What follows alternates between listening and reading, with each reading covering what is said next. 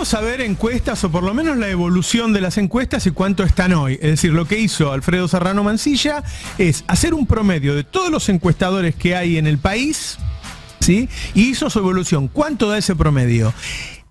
En las elecciones pasadas, ese promedio fue lo que más se acercó al resultado que hubo, ¿sí? Como le sirvió, como realmente dio en el clavo Alfredo Serrano Mansilla, siguió laburándolo de esa manera. Vamos a verlos, ¿me ayudan? Que no sé si yo los voy a poder ver. A ver, bueno, conmigo.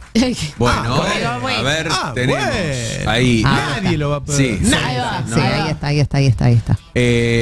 Sergio Massa y Juan Grabois son los dos precandidatos. Pero miremos el promedio. Y el promedio Abajo. tenemos Sergio Massa 23,1%, sí. Juan Grabois 5,2%. Eso da 28, no lo da la suma, 28,3. 28,3. Bueno, a ver la próxima. A ver. Horacio El promedio. Rodríguez Larreta, el promedio 13,2%, Patricia Bullrich 19,2%, esto da 32. 32,4. Sí, 32,4, así es. Y a ver la evolución de todas, creo que es la otra, ¿no? Evidentemente, ahí, bueno, va en ascenso UP. Claro, lo que se ve Va subiendo, en claro. los últimos meses es la raya celeste que va subiendo. Desde un piso, ¿lo ves el piso ese? 25 y ahora está en 27, casi 28, 28 podríamos decir. puntos. Ahora, aún sigue ganando Juntos por el Cambio, ¿no? Porque quedan 28 contra... A ver si ahí está, si lo agrandan 31. Es decir, ahí aparece 3 puntos arriba Juntos por el Cambio después de que venía de una diferencia mayor. De todas maneras, sí, pero viene bajando, dice Juan, tiene razón, viene bajando Juntos por el Cambio. De todas maneras, se mantiene arriba y si uno viera esa foto, diría, bueno, uno supone que los votos de Milei van más para Juntos por el Cambio, uno supone, que para Juntos por la Patria. Ahora, ¿por qué digo uno supone? Porque cuando se hicieron encuestas cualitativas sobre los votantes de Milei, la mayoría querían que los proteja el Estado, querían mantener la jubilación. Es decir, el voto de Milei es un voto enojo que tiene poco que ver con las cosas que dice Milei. Tiene que ver con cómo lo dice, tiene que ver con la ira, con el enojo, con lo que él despierta. Entonces, lo que va a haber, me parece, es decir, la diferencia entre Juntos por el Cambio y Unión por la Patria está en la diferencia técnica que suele haber, ¿no? La diferencia técnica que se maneja entre 2 y 3 puntos, con lo cual cuando agarran las encuestas no sabe quién está arriba y quién está abajo cuando la diferencia es de 3 puntos. La diferencia es cómo se va a dividir ese voto de Milei y quién es capaz de quedárselo. Y me parece que eso se va a definir mucho, por eso para mí las PASO son muy importantes, en cómo le va a cada uno en las PASO. Ahí muestra una diferencia a favor de Bullrich muy grande. Muy grande. Lo que pasa, Roberto, en Unión por la Patria, donde hay una gran estabilidad del voto de Massa. Yo creo que eso es importante caracterizarlo, decirlo. Su imagen siempre fue una imagen positiva, muy estable a lo largo del tiempo, no tiene grandes vaivenes, tiene algo positivo, es que no se cae, pero también tiene algo negativo, y es que tiene un techo muy rígido, no es un techo fácilmente para romper hacia la alza, y en términos de promedio le sale hoy en día 23 puntos, 23 sería el promedio de todas las encuestas en el último mes y medio, insisto, sobre el padrón electoral, pasado a voto válido siempre estamos hablando de un porcentaje mayor. Claro. Y el otro que yo sigo insistiendo que suma, y te he escuchado algunos debates en estos últimos días en tu programa, yo sigo pensando que suma, y me parece que además, no sé dónde sale la tesis que le resta voto a Massa, porque son perfiles ideológicos del votante completamente distintos. Otra cosa es luego cómo ese perfil más ideologizado hacia la izquierda, hacia el kirchnerismo más puro, que no transa tan fácilmente con la matriz ideológica de Massa, luego veremos qué hará en la primera vuelta y en una hipotética segunda vuelta. Pero a día de hoy hay que pensar que las PASO yo creo que permiten una suerte de mayor grado de libertad y es menos táctica. Yo creo que la ciudadanía no va a estar con una suerte de Excel para saber hacia dónde va a ir su voto. Mayoritariamente, me parece que las PASO en el mundo, las primarias abiertas, siempre tienen una cuota de mayor libertad y creo que Grabois, el promedio, es 5.3. Y digo 5.3 con poca dispersión, eso es interesante. Es decir, al principio las encuestas con Grabois oscilaban entre 2 y 10 y hoy no. hoy cada vez lo que se llama la varianza en términos de estadística, la dispersión, cada vez es más chica. Está en torno entre 4 o 6 puntos de manera estable, y eso proyectado a voto válido son unos 7 u 8 puntos muy interesantes para sumar de cara a la primera vuelta. O sea que si Massa te da 23 y proyectado a voto válido eso se da 27, y Grabois te da 5, proyectado te da 7, puede llegar a 34. Fíjate, Roberto, que miré las últimas elecciones en la Argentina donde no estuvo en la boleta Cristina Fernández de Kirchner. Hablo de 2007 estuvo, 2011 estuvo, 2015 no estuvo, y 2019 estuvo. Bueno, en la primera vuelta del 2015 la propuesta de Scioli obtuvo 37-38 sobre voto válido. Es decir, sería lo que alcanza esta fórmula sin Cristina expresamente en la boleta, y yo creo que vamos a tener un escenario bastante parecido a ese valor, más o menos, de cara a lo que se pueda sacar en octubre. No hablo ahora de las PASO, sino a partir de ahí, ¿dónde está la pregunta para mí, ya pensando en octubre, más que en las PASO? Es ver cómo vienen los vasos comunicantes Milei y Patricia Bullrich. Yo creo que es un error táctico por parte de Unión por la Patria. Bueno, ahí estás dando por descontado que gana Patricia Bullrich la PASO. En eso que acabas de decir. Si planteamos ese escenario, que evidentemente puede haber el otro, pero con ese escenario yo creo que habría que tener muy claro que la figura de Milei es necesaria con cierta fuerza de cara a la primera vuelta. Yo creo que estoy hablando en términos tácticos. Pienso en España. La presencia de Vox, aunque se haya caído, es muy importante para que el PP, el Partido Popular, no haya alcanzado una mayoría absoluta. Dicho en la Argentina, en la primera vuelta, a mí me parece que sería un error garrafal sacar del tablero a Milei y vaciarlo de votos, casi ningunearlo, porque eso es lo que está haciendo los medios hegemónicos de la derecha, casi sacarlo lentamente para que se quede todo en la centralidad de Patricia Bullrich. Y a mí me parece que escucho a cierta clase política de Unión por la Patria o a ciertos medios más afines, y me parece que es un error, insisto, muy táctico de sacar a Milei, porque el voto de que saques a Milei se lo quedaría a Patricia Bullrich. Y cuidado, que el macrismo en el peor momento, en el 2019, obtuvo 40% de padrón electoral. Por lo tanto, hay que estar ahí cuidándolo, que con 45 podría ganar una hipotética primera vuelta. La gente que ya tiene decidida el voto en la Argentina, hoy en día me parece que hay una suerte de estabilidad de cara a las PASO. Milei se cae un poco, pero no demasiado, y lo que se cae Milei lo gana Patricia Bullrich, es decir, lo que baja un poco Milei se lo granjea, se lo queda Patricia Bullrich en la interna que tiene con Horacio Rodríguez Larreta.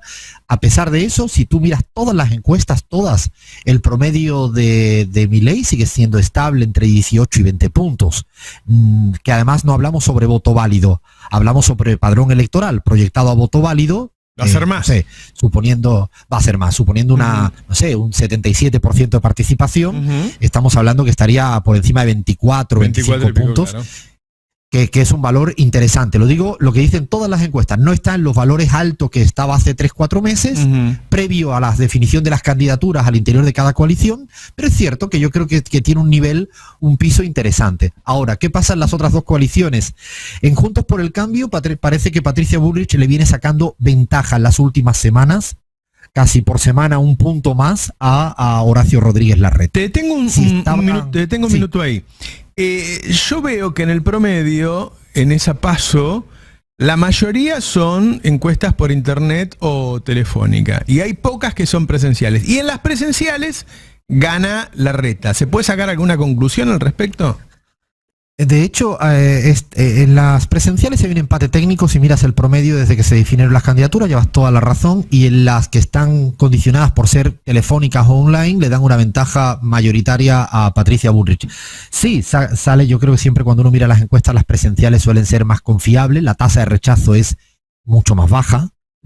Telefónica y online la tasa de rechazo es altísima, muy elevada, y yo creo que mirando incluso gente que no están publicando encuestas y que tengo acceso a ellas del otro lado del océano, me refiero ideológico, yo creo que está más parejo de lo que están planteando algunas encuestadoras telefónicas u online, pero sí creo que Patricia Bullrich ha logrado ser más competitiva en este último mes y medio, porque vacia un poco de votos a Javier Milei de cara a las PASO. Luego la primera vuelta es otra, para mí, una instancia muy difícil de descifrar a día de hoy. Y una pregunta con respecto a la gente que no contesta. Cuando uno arma una encuesta, intenta que esa encuesta represente a toda la sociedad o acercarse lo más posible a toda la sociedad. Entonces tenés en cuenta franjas etarias, nivel educativo, cuestiones geográficas, qué sé yo. Ahora, con eso vos llamás y llamás a 1000 personas y solamente 200 te contestaron. ¿No te desarmó todo ese mapa que vos habías hecho? sí, Además de que hay menos cantidad de gente. No es, yo estudié estadística hace muchos años, pero me puse a pensar en eso. Si según cuáles sean esos 8 de cada 10 que no contestaron, te puede desarmar el primer mapa y te puede romper toda la lógica estadística que tiene una encuesta. Es buenísima la pregunta y yo te digo la respuesta porque es interesante el debate este. Y primero es que tú tienes que llegar a tu muestra. Es decir, vas a llamar a mucha más gente o vas a intentar entrevistar a mucha más gente para llegar a tu nivel muestral, sea 1000, 2000 o los que sean. Por lo tanto, si para llegar a 2000 necesitas 10.000 intentos, los vas a hacer. Sí. Esto es primera cuestión Sí. importante. Luego es cierto que dentro de tu muestra, los que logran contestarte, tú vas a tener las cuotas de representatividad etaria por región, por niveles de ingreso. Es decir, tú fuerzas mucho la muestra para que efectivamente no esté tan desequilibrada y no dejes por afuera una gente que no te ha contestado para que te deje una muestra totalmente sesgada hacia un grupo etario, hacia una población regional. No, eso lo trabajas mucho, pero claro, a pesar de todo ese intento que decimos, yo creo que estás forzando mucho a tu muestra. Claro. Ahí es donde viene el debate. Claro. Estás logrando la muestra, sí, pero con demasiado, no sé, lo pasas demasiado por la cocina. Yo creo que en algún lugar pierde representación de todas maneras al forzarlo. Absolutamente. Y de hecho está estudiado. Es interesante. Mira, nosotros en la encuesta de mayo, Roberto, que fue presencial, pudimos anotar, y lo hicimos a posta, a anotar quién no te contestaba. Es decir, tú tienes la posibilidad de quien no te contesta en la presencial, sí, no en la telefónica, pero ni en online, pero sí en la presencial. Tú puedes decir, mira, es una persona joven, de un barrio popular, claro, en la zona de La Rioja. Bueno, claro, eso te daba pistas de quién es el perfil de la gente que no te responde. Claro. Y ahí puedes empezar a intentar un poco estimar qué está ocurriendo en esa ciudadanía para intentar ser un poquito más riguroso. Claro. A pesar de eso, es muy complejo. Yo creo que por eso están fallando mucho las encuestas, porque la tasa de rechazo, Roberto, ha crecido en el tiempo y nadie habla de eso. O sea, ha crecido, hemos pasado del 20 al 80% en los últimos 10 años en América Latina. Y la última, cortita, que me queda poco tiempo. Esto de que algunos contesten y otros no contesten me hace pensar que los que contestan son los más politizados, e incluso dentro de los más politizados los más intensos, les llamamos, ¿no? ¿Eso no le da un sesgo a favor de los más intensos políticamente, como Patricia Bullrich? Absolutamente, tal cual. De hecho, las encuestas, y he podido hablar con algún encuestador en la Argentina, es literalmente esto que estás planteando. También ocurre con el sector peronista más intenso, mucho más intenso, que tiene claridad, que no quiere que vuelva a la ultraderecha. Por eso es una imagen parcial de los más intensos, por seguir con tu término, que me parece más que pertinente, y creo que ahí es donde está el dilema de lo que ocurre. ¿Te da una pista de cuál es tu piso? Sí. A partir de ahí, ¿cómo llegas a tu techo? Yo creo que hay que dejar de mirar a lo mejor las encuestas, ir a los focus group, que te dan otro tipo de pistas, más cualitativos, claro. Pero por eso es un complemento hoy en día en herramientas, y no obsesionarse en que no sirven o que sirven para todo, que yo creo que es un poco... A mí creo que hace un flaco favor a la sociedad en clave de pedagogía cuando tratamos las encuestas. Así es, así es. Alfredo, muchas gracias. Muy pedagógica siempre. Muchas gracias, y además valoramos la honestidad intelectual de quien hace ese trabajo, que es un dato primordial. Un abrazo. Un fuerte abrazo, Roberto. Chao. Alfredo Serrano Mancilla, ya volvemos, dale. ¿No? Ahora, el problema que le veo yo a este promedio es que es un promedio entre, no sé, 20 encuestas o por internet o por teléfono y 3 o 4 presenciales. Y la verdad que en las encuestas por internet y por teléfono, 1 de cada 10 contesta. Entonces uno dice, ¿cuán representativa es una encuesta en donde contestó solamente el 10%? Y estamos sacando... A ver, les voy a dar una explicación a ver si la puedo mejorar. ¿Cómo se arma una encuesta? Lo estudié hace mucho, pero vos agarrás 2 o 3 mil personas que tengan diferencias etarias, diferencias geográficas, diferencias culturales, y intentás armar un mapa del argentino promedio, que cada uno de esos 2 o 3 mil que elegiste representen a un promedio de argentinos. Y con eso armás la encuesta y lo llamás o te comunicás por internet o vas y le tocas el timbre. Ahora bien, si te contestan 1 de cada 10, ¿sigue siendo representativo de todo ese buen mapa, ese mapa de calidad que vos armaste? Yo estudié estadística. Si ese mapa de calidad que vos armaste está bien hecho, y si todos te contestan, la diferencia es ese 1 o 2% que ellos te dicen margen de error 1 o 2%. El margen de error es 1 o 2% si está bien construida la encuesta y si todos contestan. Ahora bien, si empiezan a no contestarte, no contestan hasta que te contesta solamente el 10%, ese mapa que vos armaste, cualitativo, que se supone que representa nuestra sociedad, se rompió. Entonces, la verdad es que las encuestas es algo que nosotros seguimos, que el promedio te da un poco más de certeza o menos incertidumbre, le diría yo, claro, que lo que te da una encuesta, pero que el propósito, el objetivo de la encuesta, que es acercarte a un promedio de lo que somos, se rompe desde el momento que no te contestan. Sí, y además, te sumo, también se meten un montón de otros factores, porque una encuesta vos la contestás con el teléfono, qué sé yo. Después ir a votar es otra cosa, ¿no? Y ahí tenés un montón de factores que ya vimos que también impactan. 1, vacaciones de invierno en Córdoba capital. La gente estaba volviendo. Listo. Ahí tenés un factor más que incide, y por ahí esa gente había contestado el teléfono, la encuesta, y había dicho yo voy a votar por Rodrigo de Loredo, pero no fue. Temporal ayer en Chubut, tremendo, se voló absolutamente todo, ¿sí? Teníamos temperaturas más cerca de la cordillera, cercanas a los 0 grados, lo cual también tenés que tener ganas de ir a votar con ese frío. Otro factor que puede influir. La gente enojada, ¿va a votar o se queda en su casa? Por ahí te contesta una encuesta, pero al momento de ir a votar está enojada y decide quedarse en su casa. Entonces, este año, como todos los años, siempre las encuestas es muy difícil que la peguen, pero bueno, van cambiando demasiado los resultados en un margen muy acotado de horas, incluso a veces, sobre todo cuando estamos en las elecciones, que se pasa de ganar a perder uno u otro. Por lo tanto, es algo difícil de lo que agarrarse, ¿no? Y en el caso de la oposición, lo que te dicen es, de un lado, que las encuestas que le dan a Patricia Bullrich están inventadas, o sea que obedece a esta lógica que vos decís, que no se cumple con el criterio estadístico. ¿Por qué tiene un sesgo pro Patricia Bullrich, pro Milei? Porque son los más intensos los que sí contestan.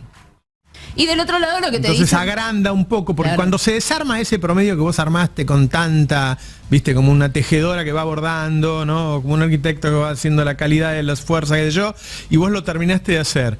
Si te contestara el 10% y se mantuviera la representatividad, está bien. Claro. ¿Por qué no se mantiene? Porque el más politizado, o el más intenso, como le decimos, el más intenso es ese tipo que ve el noticiero con el celular en la mano mirando lo que dicen las redes, es lo mismo que está mirando. ¿Sí? Bueno, ese tipo contesta, el otro no. Se supone que el otro está más cercano a un candidato moderado. ¿Sí? El más intenso es más cercano a Milei y a Patricia Bullrich. Entonces, es muy factible que esté sobre representado, el voto de Milei ya se vio bastante que está sobre representado, y el voto de Bullrich. Ahora, todo esto te imaginás, teoría. Sí, bueno, el bullrichismo lo que dice es, ahora dicen que las encuestas solamente las responden los intensos o que están todas inventadas. Cuando la reta estaba claramente arriba te tiraban encuestas por la cabeza, lo cual también es cierto, ¿no? Antes también sucedía eso. Por eso está buena la evolución. Claro. Cuando vos mirás la evolución, Patricia perdió, ganó en todos los casos. Siempre tiene más que antes. Sí, ¿no? sí. Pero también su perfil, ella se endureció cada vez más. Se endureció cada vez más. Yo no sé cómo sería en el gobierno, sinceramente. Lo que yo la he conocido en el pasado no era así, como se muestra hoy. No sé cómo sería en el gobierno, sinceramente. Si es como el discurso que tiene, te da terror, la verdad. Sí, claro. Sí, y después es una incógnita eso de Javier Milei realmente, porque la única experiencia que tenemos de él es una experiencia de encuestas, porque la legislativa no es de la ciudad de Buenos Aires, encima no es la ejecutiva de un nivel nacional, donde le soltó la mano además a mucha gente en muchas provincias y muchos lo denunciaron. Hay que ver para dónde va, pero es cierto que Milei tiene una particularidad que es que le puede robar votos a uno y a otro. Roba votos de Juntos por el Cambio y también le puede robar votos a Unión por la Patria, ¿no? Y pareciera como que en el último tiempo un poco que intentó ir hacia ese electorado de Unión por la Patria cuando decidió atacar a Patricia Bullrich, o sea, romper esa pseudo alianza tácita que tenían parlamentaria, la atacó y le pidió a Massa, por ejemplo, un debate. ¿Por qué de golpe Milei le iba a pedir un debate a Sergio Massa? Bueno, evidentemente estaba orientando también un poco las antenitas para ese lado, pero con Patricia Bullrich claramente comparten un electorado muy importante. Si cae Javier Milei, la lógica indicaría que esos votos que él va dejando por el camino deberían ir con Patricia Bullrich, ¿no? Pero bueno, faltan 2 semanas para saberlo, Roberto. Ya nos vamos a enterar. Ya nos vamos a enterar. Vamos a hablar con el Chivo Rossi ahora.